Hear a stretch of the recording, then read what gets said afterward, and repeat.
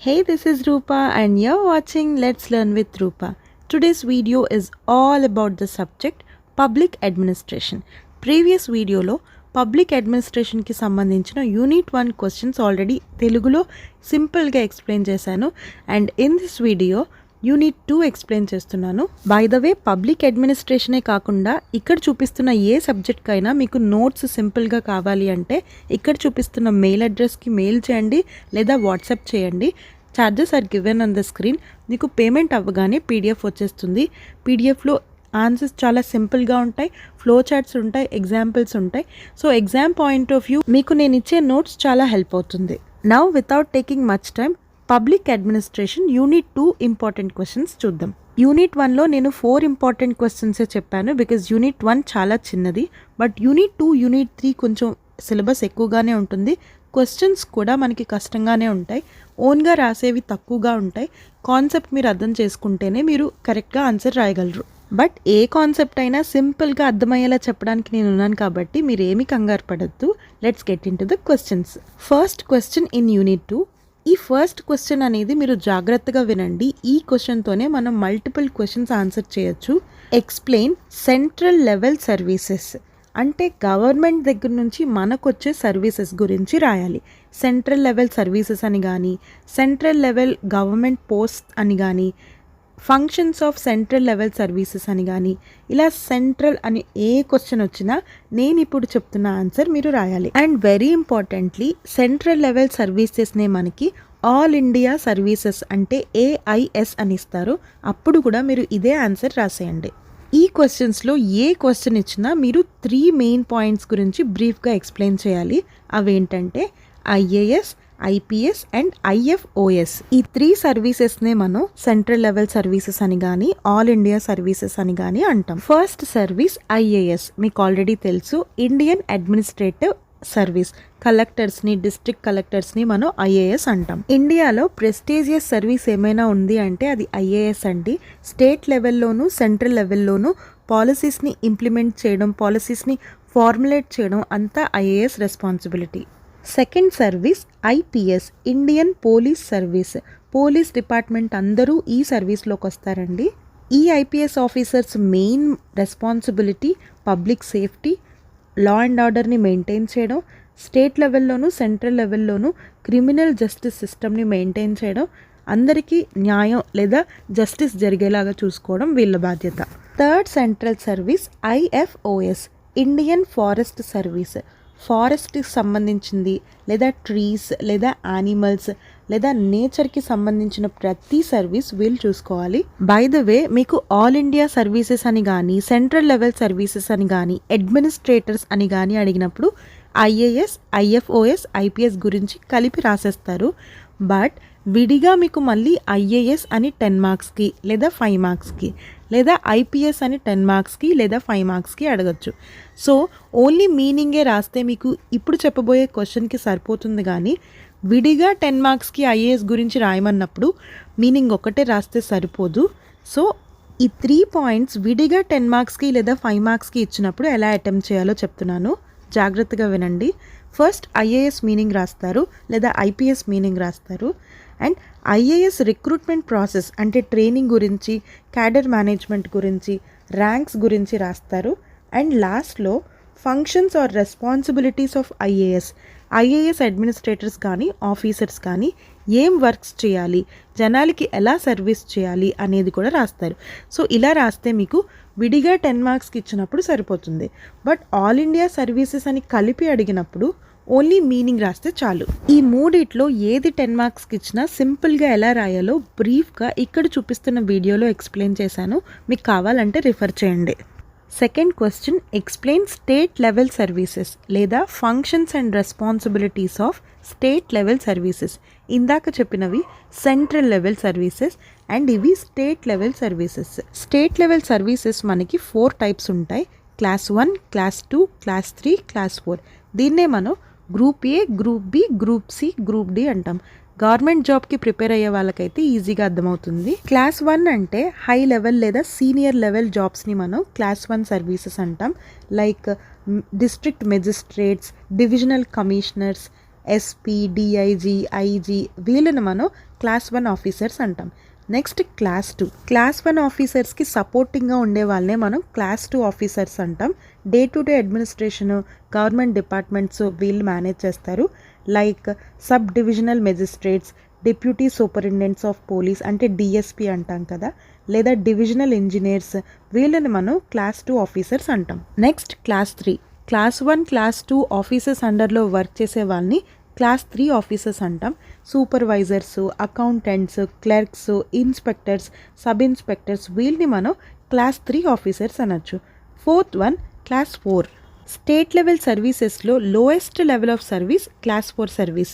Day to day activities, government ఆఫీస్లో పనిచేసే వాళ్ళు, సెమీ స్కిల్డ్, అన్స్కిల్డ్ వర్కర్స్ని లేదా లోవర్ లెవెల్ ఎంప్లాయీస్ని మనం క్లాస్ 4 సర్వీసెస్ అంటాం. లైక్ గవర్నమెంట్ ఆఫీసెస్లో ప్యూన్స్, డ్రైవర్స్, గార్డెనర్స్, స్వీపర్స్ వీళ్ళు క్లాస్ 4 ఆఫీసెస్లోకి వస్తారు. Third question, write about civil services.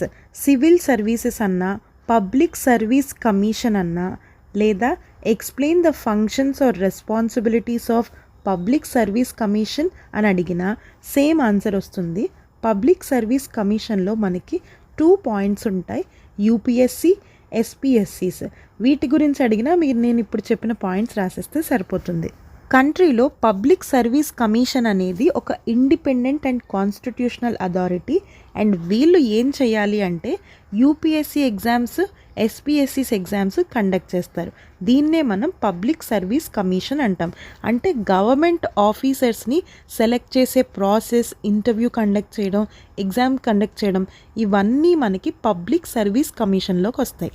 ఈ పబ్లిక్ సర్వీస్ కమిషన్ అడిగినప్పుడు మీరు 2 పాయింట్స్ని ఎక్స్ప్లెయిన్ చేయాలి, యూపీఎస్సి అండ్ ఎస్పీఎస్సీస్. ఈ రెండు కలిపి మీకు పబ్లిక్ సర్వీస్ కమిషన్ అని అడగచ్చు, లేదా విడివిడిగా కూడా 10 మార్క్స్కి లేదా 5 మార్క్స్కి అడగచ్చు. విడిగా యూపీఎస్సి అని ఇచ్చినప్పుడు యూపీఎస్సి మీనింగ్ రాసి యూపీఎస్సి రోల్స్ అండ్ రెస్పాన్సిబిలిటీస్ రాయాలి. యూపీఎస్సి అంటే union public service commission. As I told you before, civil services ఆఫీసర్స్ని లైక్ ఐఏఎస్, ఐపీఎస్ లేదా నేషన్ వైడ్గా ఏ గవర్నమెంట్ ఆఫీస్లో అయినా వర్క్ చేసే ప్రతి ఎంప్లాయీని సెలెక్ట్ చేసి, ట్రైన్ చేసి అండ్ ప్లేస్మెంట్ ఇచ్చే బాధ్యత యూనియన్ పబ్లిక్ సర్వీస్ కమిషన్ది. And coming to the powers or responsibilities of UPSC, first one constitutional authority. ఇక్కడ కాన్స్టిట్యూషనల్ అథారిటీ అంటే గవర్నమెంట్ ఆఫీసర్స్కి ఎగ్జామ్ కండక్ట్ చేసి, రిక్రూట్ చేసి వాళ్ళకి ప్లేస్మెంట్ ఇచ్చే అథారిటీ గవర్నమెంట్ లీగల్గా యూపీఎస్సి కమిషన్కి ఇచ్చింది అని మీనింగ్ వస్తుంది. Second one independence. యూపీఎస్సి మీద ఎటువంటి పొలిటికల్ లీడర్స్ ఇన్ఫ్లుయెన్స్ ఉండదు అండ్ వాళ్ళ ఓన్ డెసిషన్స్ తీసుకునే రైట్ యూపీఎస్సికి ఉంటుంది. Third one advisory role. Government related ఏదైనా సిస్టమ్స్ కానీ, డెసిషన్స్ కానీ లేదా ఎగ్జామ్స్ ఎలా కండక్ట్ చేయాలి అనే దాని మీద యూపీఎస్సి అడ్వైజెస్ లేదా సజెషన్స్ ఇస్తుంది. Fourth one regulation of procedures. అంటే ఎగ్జామ్ కండక్ట్ చేసే ప్రాసెస్లో కానీ, రూల్స్లో కానీ, ప్రొసీజర్స్లో కానీ ఏమైనా చేంజెస్ చేయాలన్నా ఆ రైట్, ఆ అథారిటీ యూపీఎస్సికి ఉంటుంది. Next direct recruitment. అంటే కొన్ని టైప్ ఆఫ్ పోస్ట్కి యూపీఎస్సి డైరెక్ట్గా క్యాండిడేట్స్ని సెలెక్ట్ చేసే పవర్ కూడా ఉంటుంది. Sixth one promotion recommendations. Already ఉన్న గవర్నమెంట్ ఎంప్లాయీస్కి ప్రమోషన్ ఇవ్వాలన్నా లేదా రికమెండేషన్స్ చేయాలన్నా కూడా యూపీఎస్సికి రైట్ ఉంది. Next disciplinary authority. యూపీఎస్సిలో అంటే గవర్నమెంట్ ఎగ్జామ్స్లో కానీ లేదా గవర్నమెంట్ ఆఫీసెస్లో కానీ ఏదైనా ఫ్రాడ్ జరిగినా లేదా మిస్టేక్ జరిగినా యాక్షన్ తీసుకునే రైట్ యూపీఎస్సి కమిషన్కి ఉంటుంది. This is about UPSC. 10 మార్క్స్కి కానీ 5 మార్క్స్కి కానీ విడిగా అడిగినప్పుడు యూపీఎస్సి అంటే మీనింగ్ రాసి ఇప్పుడు చెప్పిన పాయింట్స్ అన్నీ ఎక్స్ప్లెయిన్ చేయండి. నెక్స్ట్ ఎస్పీఎస్సీస్ అంటే state public service commission. Central లెవెల్లోనే కాకుండా స్టేట్ లెవెల్లో కూడా కొన్ని ఎగ్జామ్స్ జరుగుతాయి, కొన్ని సెలెక్షన్స్ జరుగుతాయి. సో ఇలా స్టేట్ లెవెల్కి సంబంధించిన ప్రతి ఆఫీసర్ని సెలెక్ట్ చేసే బాధ్యత ఎస్పీఎస్సీస్ది. Coming to functions or powers of SPSCs, ఇందాక మీకు నేను యూపీఎస్సీ రోల్స్ అండ్ రెస్పాన్సిబిలిటీస్ చెప్పాను. అవే పాయింట్స్ మీరు ఎస్పీఎస్సీస్ కూడా రాసేయచ్చు. బట్ ఎక్స్ప్లెయిన్ చేసేటప్పుడు అక్కడ సెంట్రల్ లెవెల్ అని రాస్తారు, ఇక్కడ స్టేట్ లెవెల్ అని రాస్తారు. ఫర్ ఎగ్జాంపుల్ సెంట్రల్ లెవెల్లో ఆఫీసర్స్ కావాలంటే రిక్రూట్ చేసుకునేది యూపీఎస్సీ అయితే, స్టేట్ లెవెల్లో ఎవరైనా గవర్నమెంట్ ఆఫీసర్స్ కావాలి అంటే రిక్రూట్ చేసేది ఎస్పీఎస్సీ. లైక్ మనకి ప్రతి స్టేట్లోనూ ఎస్ఎస్సి ఎగ్జామ్ జరుగుతుంది, అది మనకి ఎస్పీఎస్సీస్ కండక్ట్ చేస్తారు. లేదు మేడం మేము డిఫరెంట్ పాయింట్స్ రాస్తాము, యూపీఎస్సీ వేరేగా ఎస్పీఎస్సీ వేరేగా రాస్తాము అంటే కనుక పీడిఎఫ్లో క్లియర్గా డిఫరెంట్ పాయింట్స్ మెన్షన్ చేశాను, ఒకసారి రిఫర్ చేయండి. 4th question, define NITI Aayog and explain the functions of NITI Aayog. నీతి ఆయోగ్ అని మీకు ఏ క్వశ్చన్ ఇచ్చినా నేను ఎప్పుడు చెప్తున్న పాయింట్స్ రాసేయండి. నీతి ఆయోగ్ అంటే national institution for transforming India. ఈ నీతి ఆయోగ్ అనే పాలసీ మనకి 2015లో ఎస్టాబ్లిష్ చేశారు. గవర్నమెంట్కి కానీ గవర్నమెంట్ పాలసీస్కి కానీ లేదా ఇందాక చెప్పిన పబ్లిక్ సర్వీస్ కమిషన్కి కానీ టెక్నికల్గా సపోర్ట్ ఇవ్వడానికి, సజెషన్స్ ఇవ్వడానికి, హెల్ప్ చేయడానికి మనం క్రియేట్ చేసుకున్న న్యూ పాలసీయే నీతి ఆయోగ్. ఈ నీతి ఆయోగ్కి హెడ్గా అంటే చైర్పర్సన్గా ప్రైమ్ మినిస్టర్ ఉంటారు and remaining members chief ministers ఉంటారు. Coming to functions of NITI Aayog, first one policy and programme development. NITI Aayog అనేది ఎడ్యుకేషన్ సంబంధించి కానీ లేదా అగ్రికల్చర్ లేదా హెల్త్కి సంబంధించిన పాలసీస్ ఫార్ములేట్ చేయడంలో గవర్నమెంట్కి హెల్ప్ చేస్తుంది. నెక్స్ట్, ఫాస్టరింగ్ కోఆపరేటివ్ ఫెడరలిజం అంటే కంట్రీలో ఎలాంటి ప్రాబ్లం వచ్చినా లేదా స్టేట్స్ మధ్యలో ఎలాంటి ఇష్యూస్ వచ్చినా అది ఎలా సాల్వ్ చేయాలి అనేది నీతి ఆయోగ్ మెంబర్స్ డిస్కస్ చేసి ఆ ప్రాబ్లంకి సొల్యూషన్ ఫైండ్ చేస్తారు. Third one, monitoring and evaluation.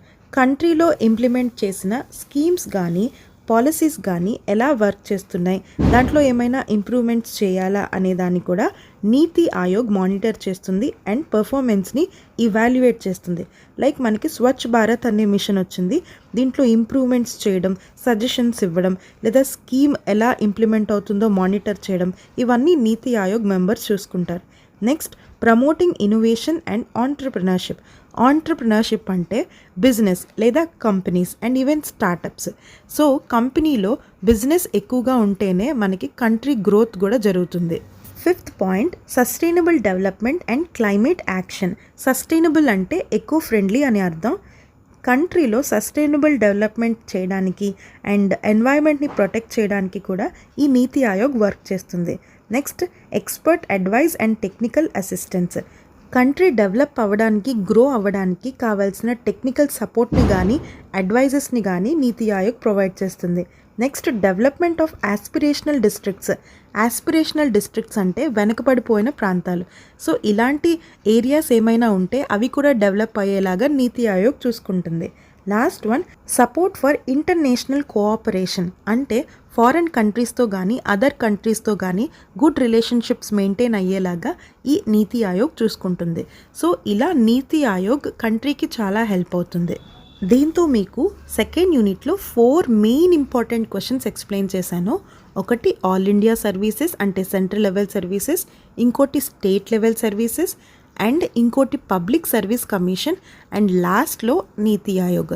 ఈ 4 క్వశ్చన్స్లోనే విడిగా మళ్ళీ సబ్ పాయింట్స్ 10 మార్క్స్కి లేదా 5 మార్క్స్కి కూడా ఇవ్వచ్చు. అవేంటంటే IAS, IPS, IFoS, UPSC, SPSCs. So ఇలా మీరు సెకండ్ యూనిట్ ప్రిపేర్ అవ్వాలి. ఈజీగానే ఉంటుంది, బట్ మరీ మీరు ఓన్గా రాసేంత కాదు, కొంచెం ఐడియా అయినా మీకు ఉండాలి. As I told you before, ఇప్పుడు చెప్పిన ప్రతి క్వశ్చన్కి సింపుల్గా ఫ్లో చార్ట్స్ యూజ్ చేసి నేను మీకు నోట్స్ ప్రిపేర్ చేశాను. నోట్స్ కావాలంటే మెయిల్ చేయండి లేదా వాట్సాప్ చేయండి. పేమెంట్ అవ్వగానే మీకు పీడిఎఫ్ వచ్చేస్తుంది. ఎగ్జామ్ పాయింట్ ఆఫ్ వ్యూ నా పీడిఎఫ్ మీకు చాలా బాగా యూజ్ అవుతుంది. అండ్ ఈ సబ్జెక్టే కాకుండా ఇక్కడ చూపిస్తున్న ప్రతి సబ్జెక్ట్కి నోట్స్ అవైలబుల్గా ఉంది, కావాలంటే నాకు కమ్యూనికేట్ చేయండి.